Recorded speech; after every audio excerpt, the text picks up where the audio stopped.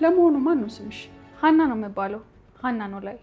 እንግዲህ ከተስማማን አሁኑኑ ስራሽን መጀመር ትችያለሽ። እሺ ጀምራለሁ። በጣም አመሰግናለሁ። ጸባይ ካለሽ ብቻ ነው እዚህ ቤት መኖር የምትችይው። ይሄን አስተውይ።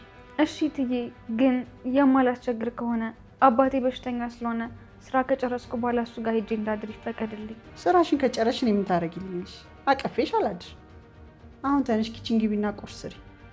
አንተ ደግሞ ልብሴን ቀይሬ ልምጣና የሚገባህን እንሰጣለን። እሺ ችግር የለውም፣ እጠብቅዎታለሁ።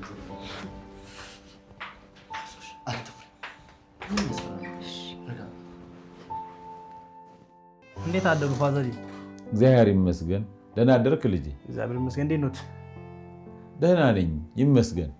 እስቲ ተቀመጥ። እሺ ፋዘሪ፣ ሀና ዛሬ በጠዋት የለችም። የት ሄዳ ነው? ስራ ልጀምር ብላ በጠዋቱ ነው የወጣች። አይ